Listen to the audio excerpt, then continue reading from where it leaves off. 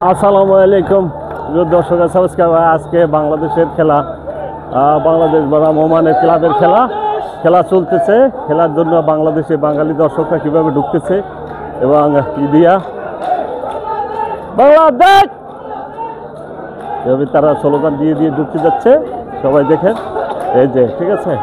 তো আজকে আমরা এই খেলাটা উপভোগ করার জন্য বিশেষ করে প্রবাসীরা চলে আসছে। আর হোক, যে লোক আছে আলহামদুলিল্লাহ, যে আজকে বাংলাদেশের তাও তো অসংখ্য বাংলাদেশিতে দেখা যায়, যা দেখা যাচ্ছে সব বাংলাদেশি। কিন্তু ওমানি দর্শক কোথায়? ওমানি দর্শক তো পাচ্ছি না।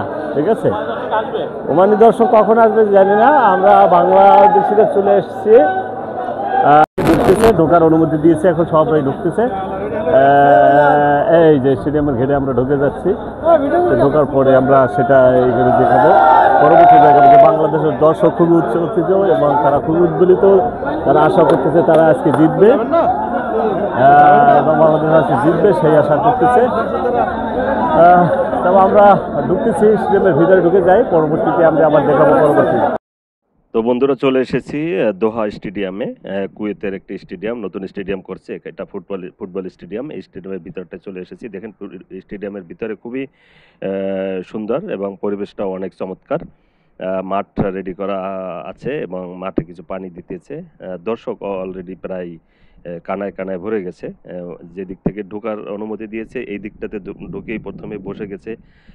এগুলো যাদের দেখতে পাচ্ছেন এরা সবাই বাঙালি দর্শক।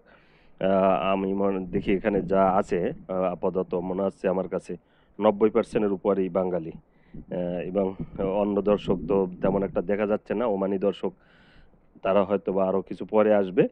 এর আগে কিন্তু বাঙালিরা কিন্তু খেলাধুলা নিয়ে খুবই উৎসাহিত এবং বিশেষ করে প্রবাসী ভাইরা যে কি পরিমাণ সাপোর্ট করে বাংলাদেশিদের। এই যে আমার কলিগ আছে এখানে, বহুত কলিগ নিয়ে আসছি। আমরাও এসেছি, প্রায় আমাদের এখান থেকে একটা গাড়ি ভরে এসেছি, প্রায় 35-40 জনের মতন। এসে দেখি যে বাঙালিরা কানায় কানায় পরিপূর্ণ করে ফেলেছে।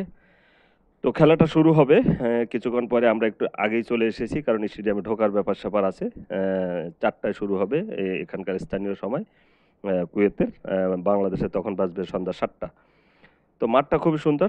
দেখেন, খেলাটা শুরু হবে আর কিছু সময় আছে। এরপর আমি আবার খেলার ভিডিওটা আপনাদেরকে পরবর্তীতে দেখাবো। ভালো থাকবেন সবাই। আসসালাম।